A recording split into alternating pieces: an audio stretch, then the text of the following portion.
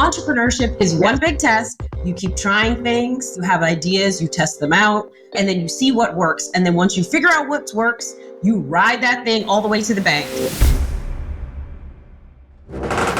Hey friends, hey, welcome back to the show. Today I am honored to have Rachel Rodgers back in the guest chair, back in the hot seat. Rachel is one of my favorite people to talk business, coaching, and all things knocking yourself out of analysis paralysis and getting out there and stepping into your power and just doing the damn thing. Like Rachel is really my favorite person to get that kind of advice from, but also just life advice on how to tackle this thing called entrepreneurship as a solopreneur who you're starting out on your own, figuring it out. And so that's what the focus of today's convo is. If you haven't heard our first conversation, go on back to episode 322 and let me remind you who Rachel is. Rachel is the CEO and founder of Hello 7 and the Wall Street Journal bestselling author of We Should All Be Millionaires. Rachel's mission is to help historically excluded groups build their businesses and become millionaires. Since the inception of Hello 7, she has helped hundreds become millionaires and thousands become financially free. And now it's time for a new generation to learn from here. So Rachel is back to also talk about her new book, Future Millionaires. Rachel is a mother to 4 children from ages 6 to 24, so she knows a thing or two about kids and generational wealth. So now let's get right into our conversation. So Rachel, welcome back to the guest chair. Yes, thank you for having me. I'm excited to be back. Anytime, of course. Do you know that in this quarter, Q1 of 2025, I have been rereading some chapters of We Should All Be Millionaires, specifically about building your life team. Because that's the season I'm in as a mom of 2 right now. And so we're going to talk about that. We're going to talk about the life team. But before we do all that, for those who haven't met you yet, I'm going to link to your first episode with us. But tell the folks, why are you so passionate about making sure that traditionally excluded groups have access to business information and have the tools to become millionaires? Because I want us all to get free. That's why, and that's what I did for myself. I grew up with, a lot of income insecurity with my parents, and there was a lot of financial struggle and a lot of arguing about money. And I just learned that was a source of huge amount of stress. So I'm like, when I get older, I'm going to figure this money thing out, and that was my focus. And so I was like, how am I going to get myself financially free? So I'm patient 0, right? And it was entrepreneurship that allowed me to do it. Not going to law school, not going the traditional university path, right? Like I did that, but I still wasn't rich. In fact, I was deeply in debt. My worth was negative. But entrepreneurship led me to true financial freedom. And then once I accomplished that for myself, I just wanted to teach all of us how to do it for ourselves. Because I know that we can. We have the skills, we have the ability, we have the talent.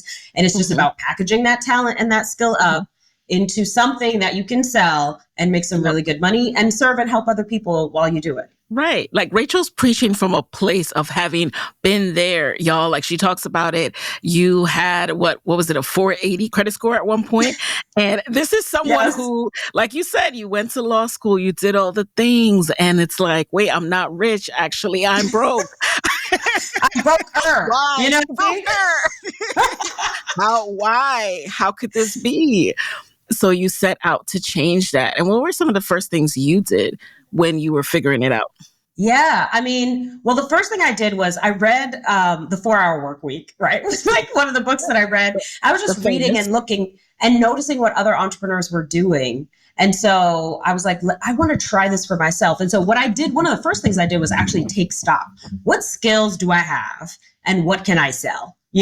So I'm like, okay, what talents do I have? What am I good at? What have I studied in school? What work experience do I have? And so it's really just you are your greatest asset, right? Like you are the asset that you are going to monetize. Okay. And that asset has exponential growth. It's you. all starts with you. Yes. That's the key that everyone has to hone into. And speaking of that, so you started out doing what you went to school for, which is legal business. Yes. Now, I know people who they're like, I'm trying to get away from this, Rachel. I actually hate law. I'm trying to get out of law. I hate, working at a firm or working in-house. So what do you say to those people who want to begin with the skills they have, but ultimately want to do something completely different? Yes. Well, when I say take stock of your greatest asset, which is you, that doesn't mean you have to do the thing that you continue to hate. In fact, I insist that you do what you love, right? Do what you're excited about, because that's going to be the quicker thing to monetize.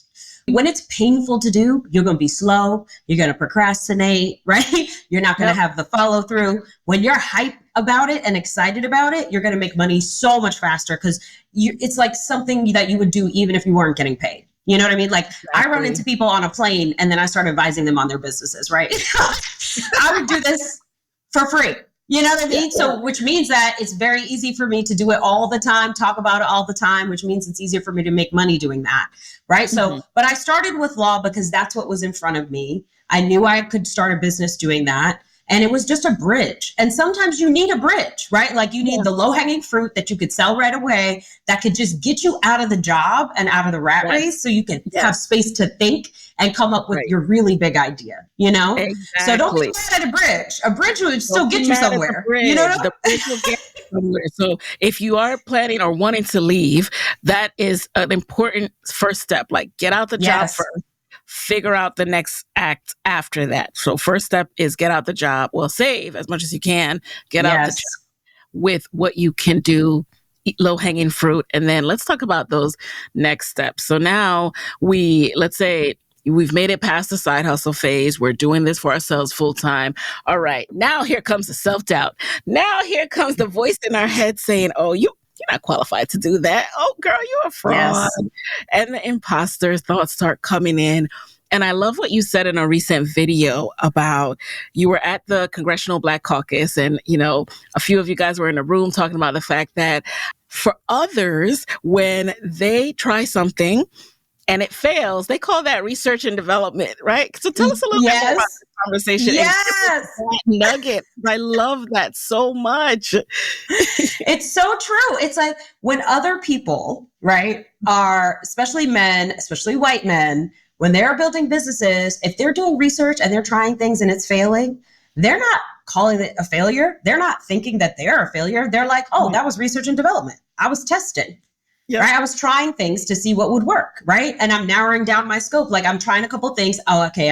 I know that doesn't work. I know this doesn't work, which helps me to figure out what does work. Right. So that's their approach. Our approach is, it didn't work the first time. I'm a failure. It's over. Give up. Yes. And I'm like, what is that? Entrepreneurship is one big test. I'm still testing today. Okay. It is one big test. You keep trying things. And you keep testing things, you have ideas, you test them out, right? And then you see what works. And then once you figure out what works, you ride that thing all the way to the bank, to millions of dollars in net worth. And, once you figure out what works, do it consistently. Because that's the other thing people do. First of all, if it don't work the first time, they're a failure. They quit, And then when they do find what works, they're like, okay, that worked last time. Now what should I try? And it's like, girl, if it worked last time, how about we keep doing that? Why would you do something new?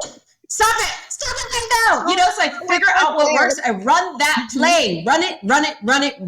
Okay.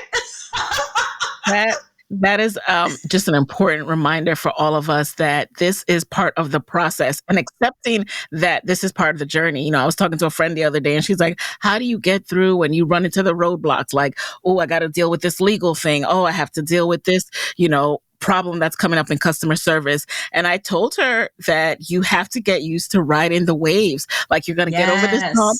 You're going to have a little bit of rest and time where it's chill. And then guess what? There's another one coming. But it's okay. Because when you learn that this is what it is now. Like, you can either choose to work in corporate and deal with that annoying manager and the performance reviews and all that headache that you hated, or you can ride these waves in the entrepreneurial land. I think it's so key as entrepreneurs that we understand that we have to confront whatever today's problem is. Confront the work, confront the challenge. Do not hide from it. Do not try to find a way around it. You're just going to waste your time and find yourself right back in front of that problem anyway. So you might as well face it down right now, And that's what we do. It's like, that's actually what makes your business valuable, sellable, and continues to generate revenue, is because you have figured out how to solve the problems that come up, right? You could sell a great program and everybody's like, oh, I want to sell a program like her. But then you run into, okay, how do I keep people in this program? How do I prevent the churn, right? Then you figure out how to do that, right? Then you're like, okay, I need more team to be able to service these people. How do I find great people? Then you figure out how to do that, right? So it's like, we just have to keep confronting the new challenges. And this is how we become stronger, better people, smarter people, right? Like we become the best version of ourselves, facing the challenges and overcoming them. And then we get more and more confidence every time we do. And we realize like, oh, it don't matter what you throw at me. I know I can solve that problem, Exactly. Yeah. I'm learning that for sure. And something else that you touch on a lot is the zone of genius, which is not something you made up. Who's that? Gay Hendricks. Gay Hendricks, The Big right? Leap, one of my favorite books. Yes. Yeah, one of my favorite books. He talks about the zones of genius, right? Zones of incompetence. And you touched on that, how as you were starting, right, there's some things that you're naturally good at. There's some things that you might be good at that you should outsource. There's some things that you're not good at all. So you definitely don't need to be touching.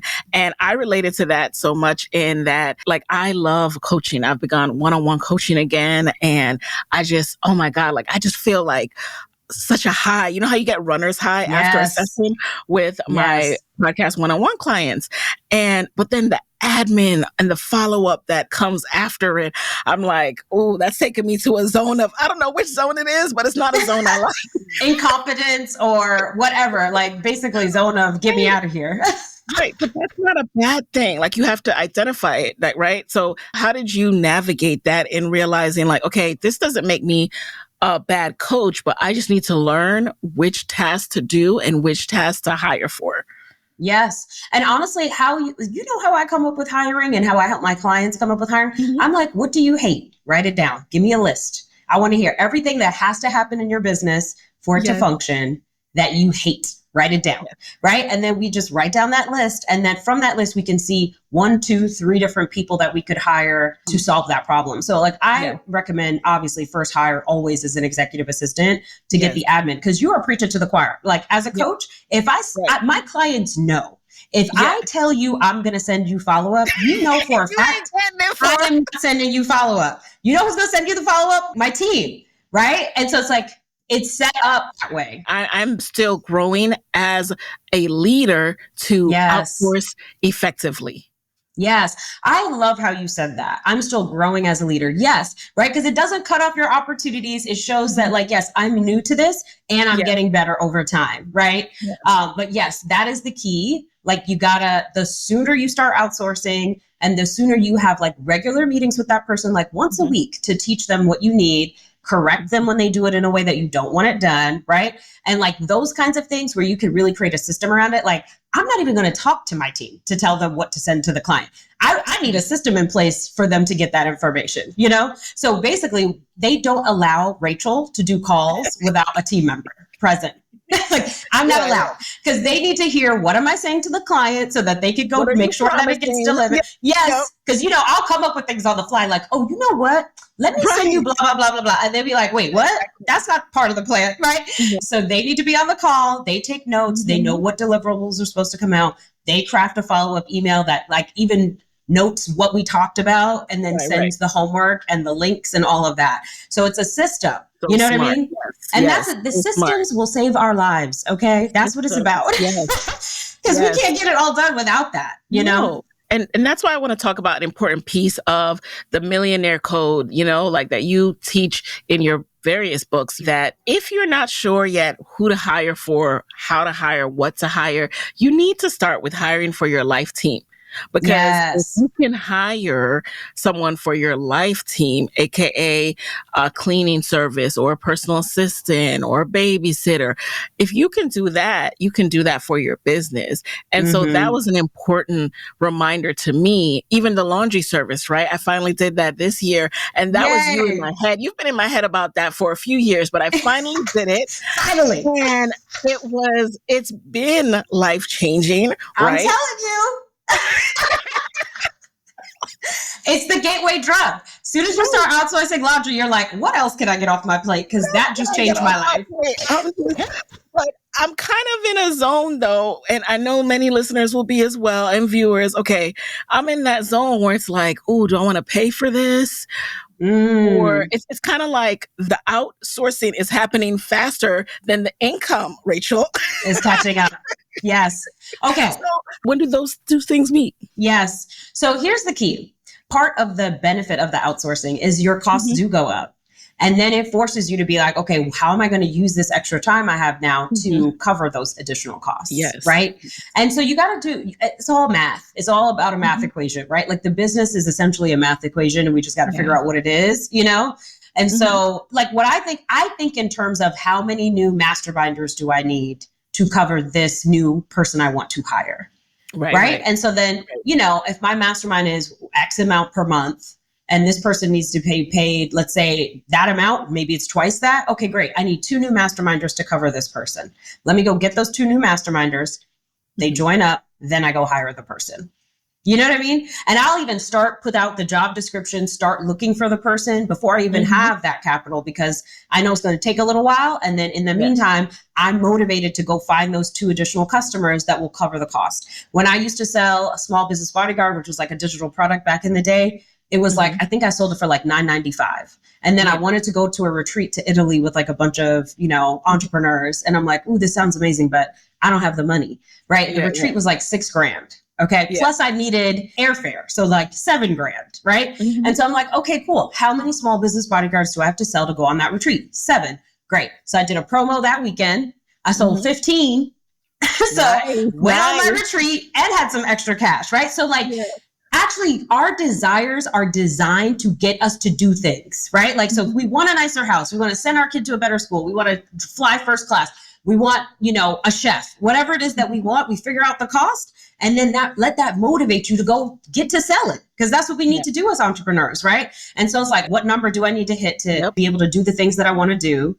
And then let that motivate you to go get to selling, do your webinars, do your challenges, do your promos, get on them sales calls, right? Create those reels, whatever it is. Like that's our motivation to do the work. And then here's the real special part. The work that we're actually doing is helping people, right? So like our own desire, our own selfish desires, if we actually follow them, they will actually get us to go help people, right? Like that is the beautiful thing. It's a beautiful cycle. So I see entrepreneurship as a way to help others and to help myself, right? Both can be happening at the same time. And in fact, it both should be happening at the same time. Right.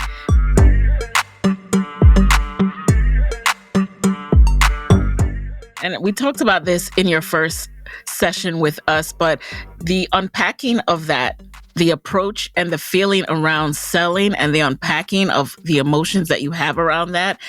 Rachel has some really important work that you can work through within her book, We Should All Be Millionaires. And we're going to talk about the new book, I know, but I just feel like that book has been so helpful in my journey because even just yesterday, someone said, I hate selling. Like that's a common refrain, especially among women entrepreneurs of color. And I'm like, well, okay, both those two things can't coexist. Like you said, you want this path, you're going to have to sell, Yes. So how can we unlearn and unpack this negative feeling that there is around selling? Yeah. Well, we have to reclaim selling, right? And make it our version of selling. So, because I think the idea that we get is like the used car salesman, right? Like that's the sort of what we conjure, or like you walk into a retail store and the salesperson is chasing you around the store and you're like, okay, you didn't chase me right out of this store. I don't want to be here no more, right? So it's like we're accustomed to this idea of aggressive selling to people who don't want to buy.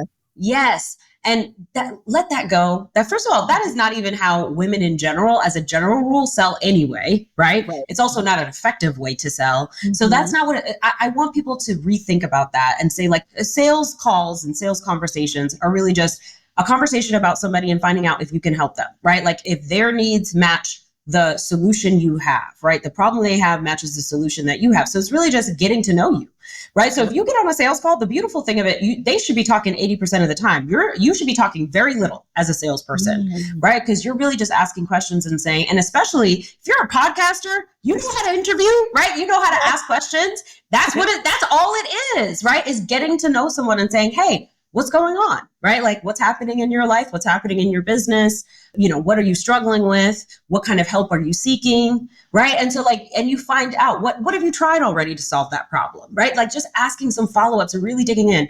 And why do you want to solve this problem? Like when you solve it, what's going to happen for you, And then they're telling you their hopes, their dreams, what they're struggling with. And then you can say, I have the solution for you. Like this is a problem that I solve all the time for my clients. I have this client, that client. I can give you examples of how their lives have changed after we work together. Here's how my program works. Is this something you'd be interested in? Yes or no? And they might say, yes, but I have more questions. Okay, great. Hit me with your questions and let them ask you questions instead of you going on a monologue about your program, right? Like you should never be talking for more than 2 minutes on a sales call. Okay. Do not go on a monologue on a sales call. No monologue. Yes. And so it's just like, get on a call and get to know people. That's all it is. And hopefully, if you have your own business, then you're talking to people who are your ideal clients, which means people that you actually like, people that you actually want to work with. Don't work with people you hate, right? Or who get on your nerves or who you don't share values with, right? So exactly. I feel like I made so many friends just by talking to people on the phone. True. You know what I mean? I enjoy my one-on-one clients so much. And let me tell you guys, like I asked Rachel that question because I share with you my own inner work that I'm working through. And for years, I avoided one-on-one coaching. And people kept asking me, like, literally, like, can you coach me one-on-one? And I'm like, no, I have my group, I have my course. And why am I not giving people something they want because of my own hangups, right? I had to unpack that and realize that I am enough. What I know and what I've done is enough. And then once I was able to break through that barrier, I have unlocked not only a new area of my business, but also so much value for others. Yes. Exactly, because those one-on-one calls often will give you so much new insights for the group as well, right? And for like your podcast episodes and so many different things. Sometimes I'm coaching a client and then I'm like, I need to try that. Right? Like the thing we're talking about, I'm like, I need to do that. You know what I mean? So I'm coaching myself at the same time. Exactly. Like I just interviewed, my client Zach, and I'm like, everything you do, okay, yeah, I'm doing that. I'm taking that from you. Yes. Your contract. So I hope that helps some of y'all as well to just really unlearn whatever money hangups you might have, because on this path, selling, aka providing value and just telling people what you do. Also, another thing that you'll notice when you start sharing what you do, your skills, what you offer, people will start hitting you in the DMs like, oh my God, I think you're speaking exactly to me. People, like if you post on a LinkedIn or anywhere where you're connected to people from the past, you will find that some of your first clients are actually people who didn't realize what you now do. Yes. It's crazy. Easier than you think. Crazy. People are busy and they're not paying attention. You got to repeat yourself. Okay. In your life. Every day, all day. But speaking of that, all right, let's talk about something else. Another area that I want you to coach us on in this updated episode. Okay. You talked about people are doing everything but taking money moves. Ooh, hit us where it hurts, Rachel. All right. What are we doing instead of taking money moves? And what is a money move? Yeah. So a money move is an action that you take to generate money right away, like today or in the very near future. Okay. So that's a money move. And we avoid it. So instead we'll mess around on social media. We'll create a long, complicated funnel, right? Like we'll be like, oh, I'm still working on my funnel, or I got to do a webinar and now I'm working on this webinar for 6 months, or whatever. It's like, we will find busy work. Okay. We will find it where I'm rebranding my website. Cool. Nobody goes to websites anymore. Ain't nobody been to a website in I don't know how long. I mean, it's important. It's there and it's good, but don't you dare overthink that. Don't you dare. Yes. Life is dynamic, right? And social media is moving with us every day. Whereas, your website is like, it's like a brochure. Once it's done, it's done. You know what I mean? And you can keep it updated, but it's not the place to go. Like even for your content, nobody going to your website for your content. They're going to Spotify, they're going to YouTube, right? Like they're going somewhere else. Your Substack, they're going anywhere but your website. But the point is we will find busy work to do, anything to avoid going directly to the source of income, which is our potential customers, right? And so That's what making money moves is about. It's like, stop figuring out busy work and start getting busy doing the things that actually generate sales. You don't need the new colors for your website. You don't even need a website, right? You don't need business cards. You don't need to go to that conference. You don't need to do all of these other things. Like, you have to just like start actually taking the action to generate sales with the low-hanging fruit standing around you. So that's people you already know. Because half the time, people will start a business and they won't even tell nobody. It's like a secret. If your business, I'm telling you, if your business is a secret, you're about to be broke. Okay? It's silly, right? But that's what people do. Yes. It is so true. I love dying because it's so true.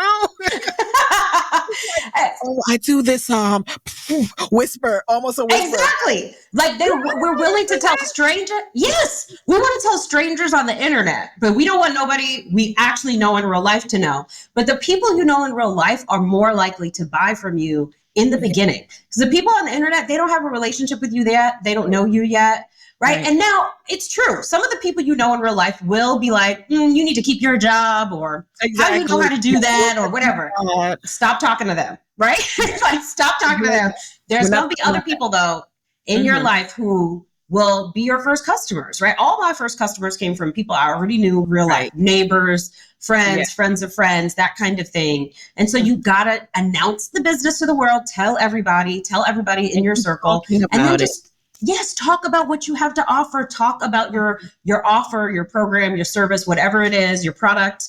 Like, you need to shout about it, because trust me, somebody else is. And I think about this all the time. Like, every time we're like, I don't really want to talk about it. I don't want to bother people. I don't want to blah, blah, blah. For every one of those, there is somebody else who's like, I'm going to shout from the hilltops until I've made $1 bajillion, right? And that person's going to get all the sales. And your product could be better, but because you won't talk about it, that other person is getting all your business. You know what I mean?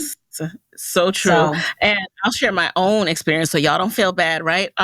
When it came to, because y'all know, like, I was reluctant to get into one-on-one coaching. I told you that already. And so when I did it, I just went straight to the source. As you know, like, here's what I do, started talking about it, created an application, because you have to apply, and created that in type form. And then I'll send the email, or I'll put the post, I'll send you the type form. And so I was talking to a business buddy about it, and they're like, oh, so where's your sales page for this? Or blah, blah. I'm like, I don't have it yet, because it has not affected me whatsoever. Like, I technically have a backend, obviously a checkout, and I have a Calendly if you really want to see something else in that format. But when I tell you, it has not affected me whatsoever. So I'll get around to it. And I did, finally put something up on the Work With Me tab on my website. But this is the year, and it started last year, where I unlearned the fluff that goes into a lot of what you see of entrepreneurship on social media. I got rid of all of that and just got into my money bag, got into my business. Yeah, you were making money moves, right? Instead of just doing busy work. You could spend 3 weeks and money creating a sales page. Or, do you know how many times I have sold things from a Google Doc? I have sold a $30,000 offer from a Google Doc. Yeah, okay. I've sold everything under the sun. Who all of his stuff just looks like a Word doc. I'm like, you know what? We're trying too hard. We be trying too hard. Because we've been told that pretty and blah, blah, blah. And maybe also there's a woman element to it too, where we think we need to show up a certain way, aesthetic, as the TikTok girls like to say, right? And it's really not about that. So it's not about, and let me tell you the proof. There's proof that it's not about that. And the proof is what goes viral on social media, right? Looking ugly, looking basic. You got your bonnet on and you went on a rant, it goes viral, right? Like, you know, you put yourself all together, you look beautiful, ain't nobody watching. You know what I'm saying? So listen, strip it down, because people, they want honesty, they want transparency, they want, like, just authenticity. And so they want to see the real you. So you showing them that connects more than all the bells and whistles. Right. And, we could go off on a tangent there, but I'll leave it there. But yeah, I hope that's your encouragement. Take me as an example to go after your money moves and leave the fluff at home this year, just really focus in and hone in on, all right, what do I do? Who's my client? All right, how Yes. do I get to that person? And go from there. Yeah. So, Like send a pitch, right? yeah, Pitch yourself, email people and ask them to hire you. Like I'd much rather people get busy doing that than yeah, creating websites and all that stuff. Like literally wake up every day and be like, who am I pitching today? Right? yes. Who am I pitching What today? warm lead? What person am I following up with today? And I was doing a bad job of that too. I was getting email anxiety. I still am working through that a little bit. Like I'm working through this in real time, y'all. There would be people who want to work with me and I would just leave them on red. Why? I don't know. It's a I know psychological. why. Why do you? Okay, tell me why. Because you don't have an assistant. Do you have an executive assistant? I have a virtual assistant who's awesome. Shout out Joanna. I have not, like I said, as a leader, yet articulated that need. Yeah, release that. Well, you just articulated it. So send her the timestamp in this podcast episode and be like, Rachel said that you got to start handling this. Because I have to tell you, you are going to close so many more people because we think, oh, I have to send my perfect response. No, you don't. You just got to respond. That's it. Right. And so we have to stop being so precious, right? And just allow things to fly and get out the door, right? Instead of trying to word it perfectly and all of that. Yeah. Yeah. That came up, but I hear people saying that, like, stop being precious. Like, I'm not precious about this. And it's so true. Like, stop feeling like, oh, I gotta. Baby. That's over. Yeah. The perfect response keeps me stuck. Yes, and keeps clients from hiring you because they're literally like, take my money. And you're like, oh, I'm overwhelmed. I can't respond. And it's like, here goes Joanna right here. Like, what about me? Yes, I can do it. You know what I mean? Let her do it. Let her do it. And the thing is, y'all come up with a template or even have her, Joanna, you draft the template. Okay. Right. Let her draft it. You can review and say, okay, I like this. And that's her standard response. Right. And then she's going to be sending them like this. And you're going to be like, oh, where'd the sale come from? And Joanna's going to be like, oh, we over here closing sales. You know what I mean? Like, we don't need you. We got this. Yeah. All right. See, I'm growing, y'all. I'm growing in real time, right in front of your face.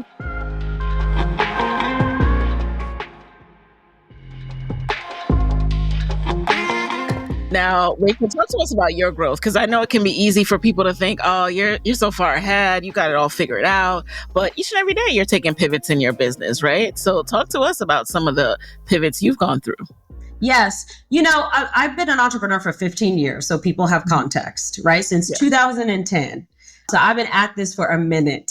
And, you just got to be always open to growing and not be in your ego, right? So that you can learn the lessons. If we got to be right all the time, we got to know everything, then we don't learn. And the learning is what gets you to the next bag, right? And the learning is what actually creates the longevity because the world's going to change. The economy is going to change. Your ideal client is going to change. How your business serves is going to change. It's all going to change. That's one thing we're guaranteed. And so we got to be able to roll with it and adjust our strategy to meet the moment, And so that's basically what I've been doing too. I feel like COVID and the pandemic was a time where everyone's businesses surged, right? Like we were all at home. So everybody had way more attention on their businesses than they've had in the past, right? And people had more money because they weren't traveling. Like there was just like a lot of costs were cut. Like we couldn't go outside. So we had a lot more money, And so that created an environment where a lot of businesses thrived during the pandemic and made a lot of money. Oh, yeah. And then what happened, right? We got lazy. We stopped doing the consistent sales and marketing that we know is the foundation for our business, right? We thought, oh, I'm just going to put this thing out and, hundreds of people are going to buy. And they did, right? And we're like, that's my strategy now. That's not a strategy. That's taking advantage of the opportunity. Great. I'm glad you did that. But you also have to know it don't work like that forever. Right. And so what happened is people had this surge in business for a period of time. And then after that, right, we have the aftermath where the market is correcting itself. We can't all stay on 10 forever. You know what I mean? At some point, we got to come back down to like a baseline.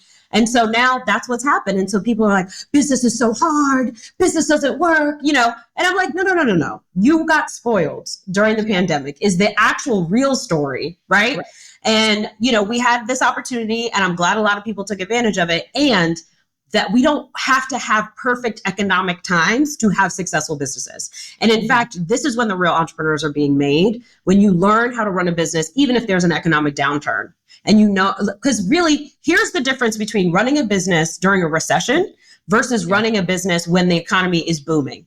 The difference is more touch points. That's literally it, right? That is the only thing you have to change. If you could send one email and have all the sales of the world, right, when the economy is great, when the economy is not great, you got to send more emails, right? Like you have to have more touch points, right? People are taking longer to making buying decisions. They're still buying things. They're just taking a little longer. They're being more thoughtful with their money because they don't have as much of it. So they want to make sure they're buying the right things. And so we have to stop being bratty entrepreneurs and be like, it's not looking so easy. You know, it's like, girl, it never worked that way. That was a hot moment. I'm glad you think that that's how it works. Right. That was a very specific moment in time. Okay? Correct. Yes. That's not gonna last. Yep. Exactly. So get back to that foundational sales and marketing, and myself included, right? Like I do a challenge. It's called the Make Money Moves Challenge. And I've been doing it since 2022, right? Okay. But I've never done it like all the time. Like I was doing it like at once every couple months, you know, kind of thing. And every time I do it, generates tons of sales. People, even just the people who are in the challenge, even if they don't upgrade to anything else, I mean, life-changing stories come out of that challenge. And it's such a joy for me, for my team, right? And so we stopped doing it because we got lazy, you know? And that was our main source of generating sales, or at least it was a possibility to be, but we stopped doing it. And so this year, we're just getting back to the basics. So it's like, I'm going through the same journey and reminding myself like, oh, you got lazy, girl. You got to get back to the basics. And that's what works. And so business is great right now because we're doing the challenge every single month. So remember when I said earlier, you find something that works, work it. That's what we're doing. So I do the challenge, the Make Money Moves Challenge, once a month. I have some travel and stuff coming up, so I won't be able to do it once a month for the whole year. But right now I'm doing it once a month. And every month we just do it. It's a week long and we have a great experience. We have so much fun. And then a segment of the audience joins our program and it just works. It's simple. It's easy. It's plug and play. We have a playbook to run it. We run at the same time. You know what I'm saying? And like it's just live for it still each time. I show up live. Yeah. And so it's like, that's the work, right? And we can't be afraid to confront the work, right? No. And I also have a great time when I do it. So it's fun. We meet new people. We connect with new people. We help more people, you know? Yeah, I did it. I think it was 2022 when I did it. And yeah, it was a good time. It was like these conversations. You did it. Yeah, these conversations I'm having with Rachel, like we were doing this live each day. And, you know, of course, there's different tiers, like you have to pay if you want to answer questions, get some live coaching. But, but you can also just be a viewer, and very, very insightful things and were unlocked. So I love that you do that. I've tested out a few of my own challenges and still ironing that out. And then what's your fuller program? So talk to us about like your business model these days. Yes. So my main offer is a mastermind. And what it used to be is the club, right? That was our main offer during the pandemic because so many people wanted to help. And so we were just creating a container where we could serve more people. So we had thousands of people in that program. And we still have lots of people in the club today.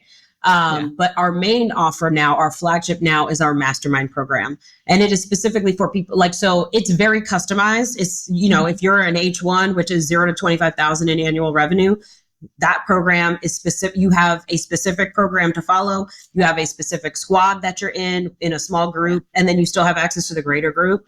And then like if you're an H4, for example, so that would be like 250,000 to 500,000. If you're in that place, then you have a different program because what you need to do is different than what the H1 needs to do. Right. And then H7 is 7 figures, right? So if you're already at 7 figures and trying to go to 8, you have a different program, right? And you have a different squad of your peers that you hang out with. So I wanted to create a mastermind that was just like step by step, very customized, so that whatever level you're at, you're getting the learning that you need for your specific level. So you're taking the right actions at the right time. And then you graduate from that level, you move on to the next step, right? And you join the next squad up, right? As your revenue grows. And then you do that set of action steps with that squad, you know?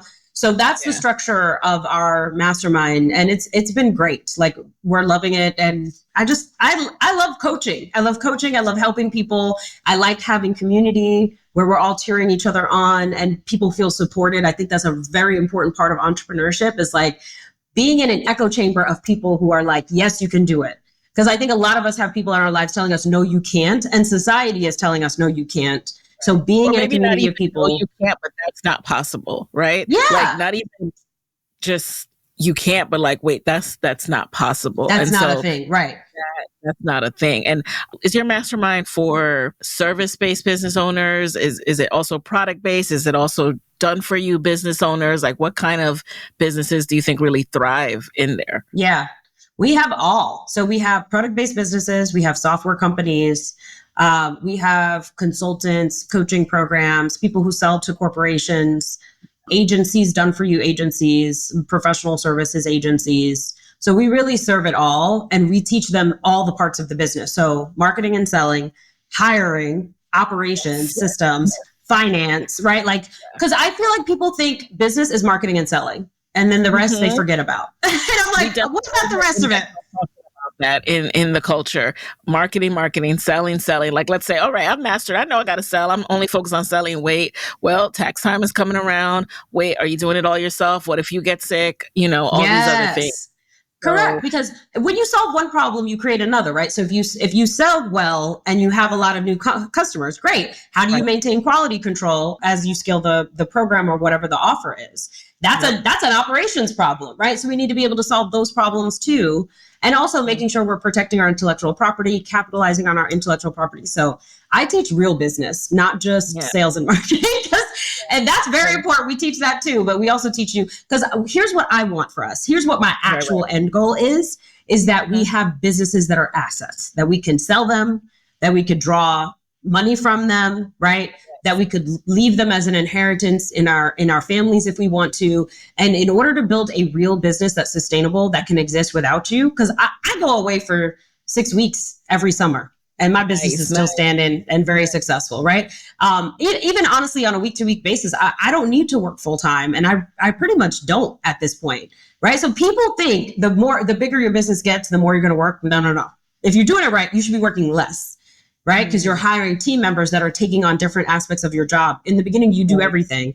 Then eventually you keep outsourcing different pieces to different team members. And before you know it, you got nothing to do, which is the goal. So now you have an asset that's producing income. Yourself, right? Yes. You have an asset that's producing income, and then you get to enjoy that. You get to reward your team. And then, you show up when they need you, right? So like I do coaching calls. I do our challenge every month. I record our podcast. Right. That's it, and then besides, that's why I write books, because I got time. Right. I love it. And, as someone who is in these trenches still, I would say that I can see the value in masterminds, because it's like when I was talking to my friend yesterday, she was just like, one part about side hustling that I'm still wrapping my mind around is when I have a problem in my day job, like I can just say, hey, accounting, this thing is going on, handle that. Hey, HR, this employee is doing this, handle that. Yes. When you're an entrepreneur, in the beginning, you're doing everything until you learn how to hire, who to hire, afford to hire, or figure out when it's time to place that bet so you can bring in more money to cover it and all this other stuff. It's a lot. Your head feels like it's spinning a lot. So you do need some kind of coaching, however you find it. You do need some kind of community to help you navigate this world. Exactly. Especially because you're going to face problems for the first time. And if you have access to a community of people and a mentor who have solved that problem 100 times and it's easy for them, that's the cheat code, right? That's how you make it faster. Like, you don't want to figure it out for yourself. Let somebody else has already figured that out, right? Somebody else knows. They know. Read their book, join the podcast, right? Like, listen to the podcast, join the mastermind, whatever it is, but like get that knowledge. And if you can, like, you get it for free at first, but if you can pay for the access, you get faster, quicker, solutions to solve your problem so that you can make money faster, and build a more successful business sustainably faster. Or just ask the questions. I'm always like, and that's why I started coaching too, because it's just like, I realized there's just so much power in just being able to ask the question and get the answer immediately, right away. Correct. Customized. Tell me right now. Yeah, tell me right now. Here's what I'm doing. Da, da, da, what should I do? But as someone who's not yet in a mastermind, I will say that there's so much you can do before that. Like when people are like, "Oh, I don't know what to do." All right, well, have you listened to? Like I said, I was rereading chapters of Rachel's book this year. I'm just gonna go back to that chapter. What did she say? Have you Yes. listened to every podcast episode? Have you? And that's Yes. why I do this podcast, right? Like, what can you do to literally stalk and squeeze as much information as you can until you're ready for a big investment? Yes, exactly right. Exactly right. But, I think, especially women of color, we have so much fear about investing in ourselves, You and we can do. come up with all the reasons under the sun not to. And I have to tell you, like, wealth comes from risk, right? Wealth comes from placing a bet one way or another, right? Calculated risk. Yes. Rachel. Right. Yes. Smart, calculated risk, correct. Like you don't want to jump off a cliff for no reason. That's stupid. You want to have a plan, but like that is what I have found, right? I take risks and those risks have developed into wealth, right? It's not hard work. People think, oh, I'm just going to work hard and that's going to create wealth. There are plenty of hardworking people on this planet who do not have wealth. Okay. So it is not that hard work might be one of the ingredients, but if you have hard work with no risk, you are not going to see wealth. So risking your ego, risking being seen, risking being rejected, risking some of your time, risking your energy, risking some of your capital, right? So like making those investments is part of the formula. And that's how you're going to get success a whole lot faster. Like there are investments that I've made over the years. I started joining things within 6 months of becoming an entrepreneur. And the first thing I joined was like $2,500. My business grew to $300,000 just from that one investment of $2,500. I will take that bet all day. You know what I mean? And then I joined other programs over the years, and every single time, because here's the question to ask. If you're like, should I join a mastermind or not? Here's the question I would ask you. Can you count on you? That's the real question. If you have a good program, so if you found a good program, you see good reviews, you see testimonials, and like people have had success with it, right? Then like you check that box. Obviously do some basic research. So you've checked that box. You can see that this program works for people. You have to ask, the next question to ask yourself is, am I going to show up and do the work? That's what I mean by, can you count on you? Yeah. Right. Yes. So if you know you will show up and do the work, then there's no reason why you shouldn't make that investment. If you know you're not going to show up and do the work, then you better keep your money in your pocket. Do something else. You know what I mean? So the caveats I will add, because I do have to be careful because of the fact that I don't want to look like I'm telling you how to spend your money as an entrepreneur, right? I want you to make the best decision for your business, your pockets, and all of these things. So I think those questions are absolutely important as well. But contextually, you also have to look at your life. Like, I don't want you to invest your kids' daycare and expect that goes without saying. Yes. That goes without saying, right? So I just want to be very, very clear here. Yes. I don't want anyone out here, but Nicaila, you and Rachel said, like, you have to actually have the money to invest. We're in some crazy times out here, okay? But absolutely, absolutely. If you have big goals, a part of your plan has to be investing in yourself at some level, at some point throughout the journey at different stages. You can even set milestones for yourself, right? So I'm big on have a plan and work the plan. So if there's something you see, research, what does it cost? All right, what's going to be my plan? Like Rachel, you talked about your plan, right? To pay for this thing. What's going to be my plan? Because I really want to do this thing and I think it's worthwhile. Yes, yes. And I honestly, I've worked with women of color for 10 years, 15 years really. And what I find most of all, yes, some people can't afford it and they absolutely should not do it. Usually they can afford it and they're afraid. They're afraid to make an investment in themselves. They're afraid to bet on themselves and their dream and their idea. That's really usually the bigger issue.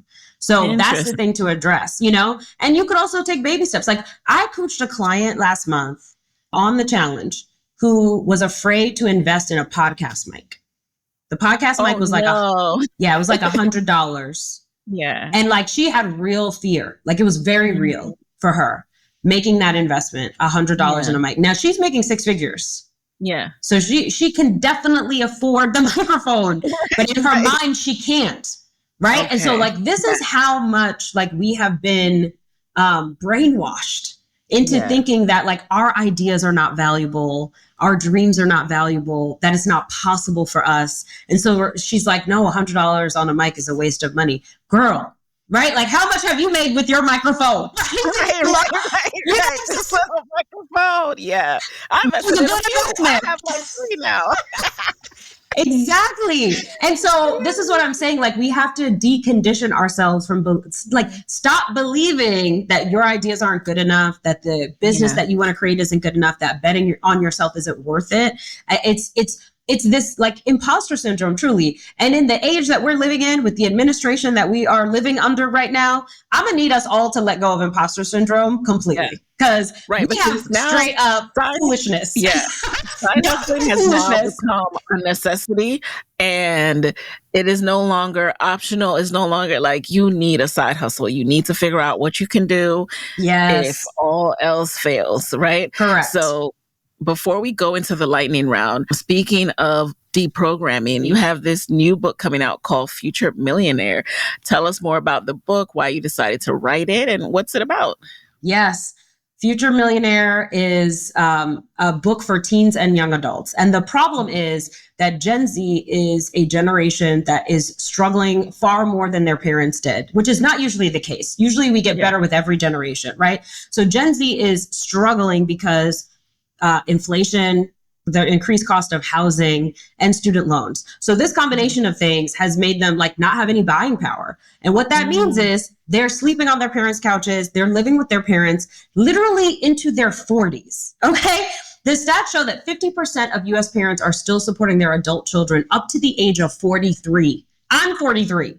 It's wild, right? So this is a problem we need to solve. It is like an economic crisis. And so Gen Z needs a new financial plan, a plan that will actually work in this economy, in the world we're living in today. And so that's what this book is. This is it. Future Millionaire. Nice. And it's a young person's step-by-step guide to making wealth inevitable. So in there, they're learning how to build their career, how to create a side hustle, how to become an investor, how to budget, manage money, and how to think, right? Like the deprogramming of the mindset. So that's why this book is needed. So if you are listening and you're a mom or an auntie, because aunties ain't safe neither. They will be on your couch. Aunties are not safe. Uncles, they coming for you, okay? When they wear out their mama's couch, they gonna be right on yours, okay? Yes. So listen, buy this book for the young people. Yes, exactly. Buy this book for the young people in your life because there's some hopelessness there, right? And they need to know they can still win, and we need to show them how they can still win. And this book does that. I love that. And they also say that, generational wealth is an interesting term, right? Because when you reach a certain level and then your kids benefit from that level, there's this cyclical thing that happens where since they didn't have to build it, they don't respect it as much. And then there's a lot more wasting of the wealth that is a threat, right? So making sure everyone understands and values and has these practices and principles embedded in them is so important. Like, even if you get rich, your kids might not hold on to that unless they learn exactly. this. Having that financial foundation, I think, is critical. And the reality is, for some folks, right, like if you have a teen or, a college student right now, like, if they don't ever leave your house, like, what does your retirement look like? You know what I mean? Like, like our money is not endless. You know what I'm saying? So, and also too, like I don't know about you, but I'm supporting my mother and my mother-in-law. So if I'm supporting them, then I also got to support, my children and then their families, right? Like long term, that's a lot of pressure and that's a lot of money not left for the future generations as well. So passing down, like to your point, the financial education as well as the wealth is critical. And that's what this book does. So I encourage everybody to get it. Buy a copy for your graduates coming up. I am buying a copy. That's adding it to my Rachel Rodgers book collection. Thank you very much. Thank you for sharing your wisdom and your knowledge.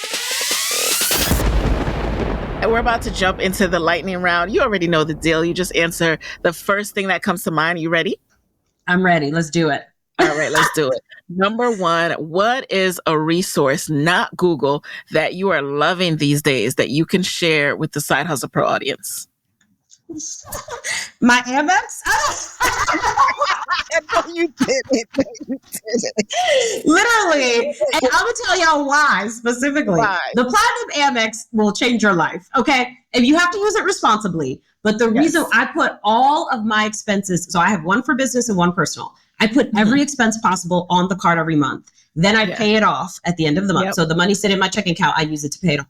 Now, I get a ton of miles from it, and I use those miles to fly first class everywhere I go, to book 5-star hotels. So I never pay for travel. So that's probably my favorite tool, honestly. Yes, that's another thing, right? Business owners, we have to get really smart about these credit cards because those points add up to things, all right? I'm telling you. Listen, number 3, what is a non-negotiable part of your day these days? Lunch with my husband every single day. Oh, I love that. Yeah. Do you guys do it right after this, or you go out or you stay at home or? No, we stay at home. We have a chef. And so our chef serves lunch at like around 1:30 most days. And we'll go sit down and meet at the table and then sit and talk and connect in the middle of the day. Yeah. Every single day. I love that. I love that. Number 4, what is a personal habit that has helped you significantly in business? I think, honestly, my belief that anything is possible has helped me the most. So like whatever problem I face, I'm always like, of course I can do that. I just got to figure it out. I just got to get creative and find a solution. And so that has helped me so much. And I encourage people to, like, when you see a problem, you just got to be like, there is a solution. And I just got to get creative and find it, you know? Yes. Number 4, I think I said 4, but this is really 4. Who is a non-celebrity Black woman entrepreneur who you admire these days, would want to trade places with to get her business acumen? Tabitha Brown? Because listen, that woman stay busy. Okay. She stay with a new opportunity. And I love that. I think her positive energy just attracts so much opportunities to her. Absolutely. I love There's something to learn there for sure. I love seeing her flourish and the new different business ventures come about. Yes. So last question. What is your parting advice this time for fellow women who want to be their own boss, but are worried about not having a steady paycheck? Trust yourself. Trust yourself and trust your ideas. You don't need a council of people to co-sign.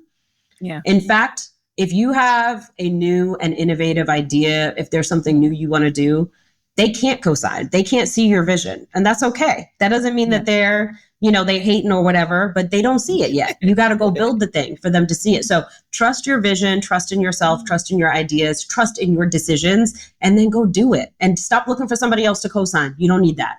It's slowing you down. That is the best note to end on. I love that. You do not need anyone to co-sign. And because someone else doesn't get it, doesn't mean it's a bad idea. Yes. Woo. Yeah. Okay. And with that, where can people connect with you after this episode? Yes. So you can always find me hanging out on Instagram, Rachel Rodgers, ESQ. That's Rodgers with a D. And if you want to check out the book, go to futuremillionairebook.com. And that's where you can pre-order the book. And we have some special pre-order bonuses for you. So go check that out. Hey. All right, you guys. So there you have it. I will talk to you next week, friends. Hey guys, thanks for listening to Side Hustle Pro. If you like the show, be sure to subscribe, rate, and review on Apple Podcasts. It helps other side hustlers just like you to find the show. And if you want to hear more from me, you can follow me on Instagram at Side Hustle Pro. Plus, sign up for my 6-bullet Saturday newsletter at sidehustlepro.co/newsletter. When you sign up, you will receive weekly nuggets from me, including what I'm up to, personal lessons, and my business tip of the week. Again, that's sidehustlepro.co/newsletter to sign up. Talk to you soon.